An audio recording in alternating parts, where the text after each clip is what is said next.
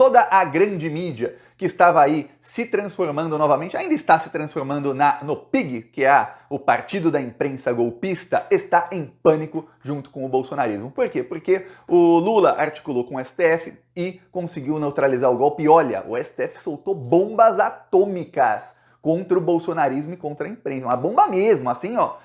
Tem jornalistas aí do Estadão, do Globo News, que estão aí esperneando, estão em pânico, estão desesperados. O que aconteceu?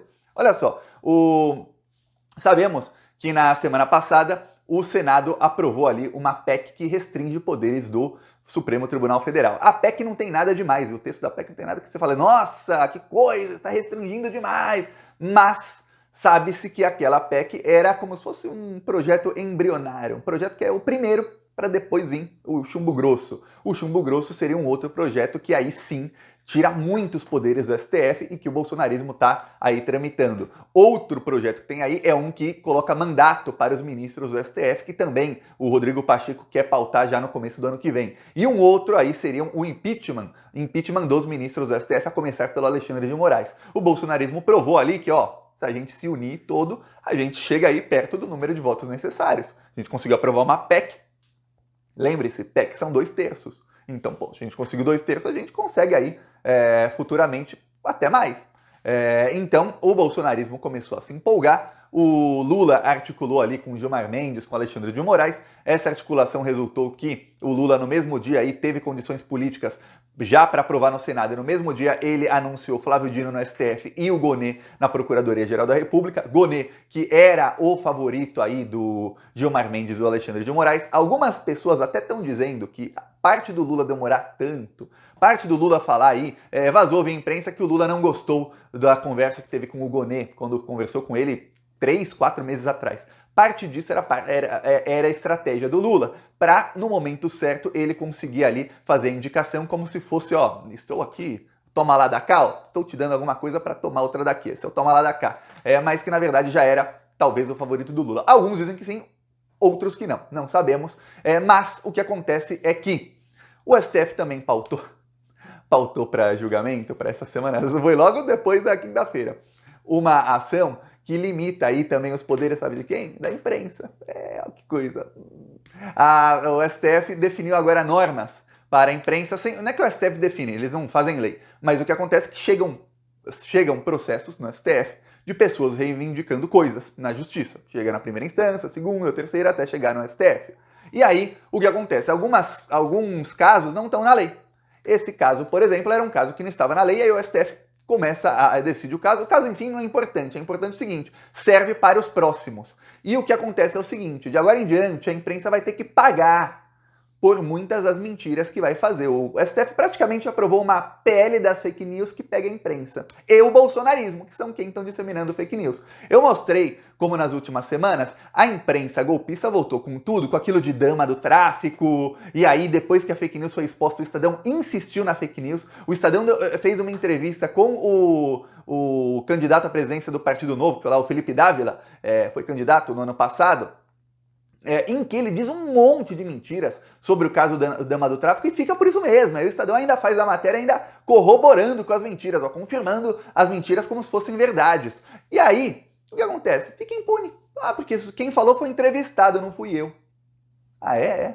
E aí faz 10 matérias com trechos do entrevistado. E aí a gente sabe que o jornalismo de declaração é o que a imprensa faz agora. Por exemplo, Michele Bolsonaro dá uma declaração dizendo Janja só viaja, Janja e o Lula só viajam, esses dois turistas, bererê, barará, não fazem nada pelo Brasil. Aí sai matéria no UOL. Michele diz que Janja só viaja e debocha de Lula. Aí você vai ver a matéria, é só aspas da Michele falando e isso, acabou. Fica lá a acusação, sem nada. Sem uma contrapartida, por que o Lula viajou, por que não, pode, não pode, a Michele viajava também, não viajava. Nada, só ali a versão da Michele. Isso aí vai acabar. Agora não é mais responsabilidade da Michele se ela fala e sai na imprensa, porque aí era difícil até a pessoa pagar. Eu falei um negócio, falei aqui para algumas pessoas, aí saiu na imprensa, teve uma repercussão, era mentira o que eu falei, mas eu falei para 10 pessoas, não falei para milhões. Aí você vai processar a imprensa diz, não, quem falou foi ela. Aí ela diz, mas eu não falei para tanta gente assim. Então a minha indenização tem que ser pequenininha, ou nula, nenhuma. Aí ficava assim. Aí agora não. Agora o STF determinou o seguinte, olha a bomba, aí você vê pânico nas redações. Vou dar alguns exemplos aqui que seria um crime, viu? Seria um crime já. Não é crime que vai dar cadeia, mas indenizações altas, que aí estamos falando de veículos de imprensa que falam com milhões de pessoas. O STF definiu que, eu vou ler. Se numa entrevista, à época da divulgação da entrevista, havia indícios concretos da falsidade da imputação e o veículo deixou de observar o dever de cuidado na verificação da veracidade dos fatos e na divulgação da existência de tais indícios. Ou seja, se um veículo faz uma entrevista com alguém, se alguém dissemina fake news aí a esmo, e o veículo sabe que é fake news, já tem provas de que aquilo não é verdade, e o veículo não fala nada, aí o veículo está sendo responsabilizado. Vou te dar um exemplo, exemplo claríssimo que todo mundo vai lembrar. Em 2018, Jair Bolsonaro deu uma entrevista ao vivo no Jornal Nacional. Ao vivo, na frente de milhões de pessoas. Entre esse material, Bonner, estava esse livro lá, Bonner. Então, pai que tenha filho na sala agora, retira o filho da sala, para ele não ver isso aqui. Se bem que na biblioteca das escolas públicas tem. Olha só, não vou mostrar se as crianças não. Não, mas é um livro escolar, é para criança. É um livro para criança. Os pais não sabem que isso é na biblioteca. Nós temos uma regra, candidato, que eu estou relembrando com os seus assessores. Os candidatos não mostram documentos, eles não mostram mas está aqui um livro, uma prova. Eu pediria ao senhor... Isso daqui... Não é, candidato, posso lhe dizer... Vou tirar o livro aqui. Não é respeitoso, só pode deixar o livro comigo. Não, pode deixar, não vou mostrar mais. E eu passando nos corredores da Câmara. Depois disso, o Bolsonaro diz, esse vídeo cortou, o Bolsonaro diz, eu vou fazer uma live depois aqui da entrevista para mostrar isso aqui. Aí o Bolsonaro fez uma live que tinha mais de 1 milhão de pessoas assistindo simultaneamente porque foi propaganda em rede nacional de televisão. William Bonner e a Renata Vasconcelos, eles sabiam que isso era mentira. Vou mostrar aqui informações de que o kit gay era mentira desde muito antes. Material que originou fake news do kit gay surgiu em 2010. Era uma fake news muito conhecida. Então, os dois apresentadores do Jornal Nacional sabiam que era mentira, o entrevistado falou a fake news, o entrevistado ainda fez propaganda de uma live onde ele ia disseminar fake news novamente para quem não teve ali a oportunidade. A Renata ainda falou, não mostra porque tem criança assistindo, ela confirmou ali, como se fosse verdade a fake news, ela fez parte ali do teatrinho do Bolsonaro e o Jornal Nacional jamais desmentiu. Aliás, o Jornal Nacional só foi desmentir o kit gay em 2021. 3 anos depois, o Jornal Nacional falou, olha, realmente, aquilo ali. 3 anos depois. O Jornal Nacional seria condenado aí.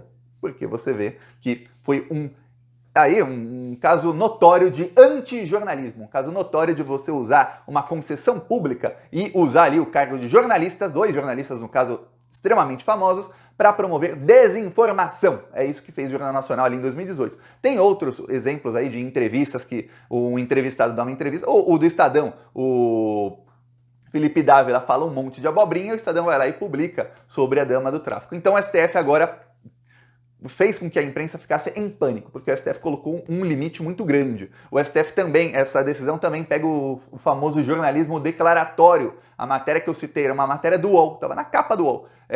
Uma das principais notícias do UOL, no dia da Michele Bolsonaro ali xingando a Janja de tudo que é nome, aquela matéria também se enquadra nisso aí, viu? Então o UOL teria que pagar a indenização. E aí, veja, a Michele Bolsonaro falou aquilo num evento fracassado do PL Mulher, com 150, 200 pessoas. O UOL tem mais de 25 milhões de visualizações de página por dia. O UOL mostrou para milhões de pessoas a fake news da Michele. Então imagina o tamanho da indenização que fala Michele e o tamanho da indenização que paga o UOL. Então é bem maior. Então agora a imprensa vai ter que pensar 2 vezes. Já vi jornalista até progressista, tem uns aí que se infiltram muito bem, criticando o STF, falando que isso acaba com a liberdade de imprensa. Vi alguns outros aí, esses aí que estavam prestando solidariedade para a assediadora, editora-chefe do Estadão, dizendo que, olha, estão aí retalhando a imprensa, isso é um retrocesso enorme, atacando o STF. Por quê? Porque estão em pânico. Estão em pânico. Agora, ferrou.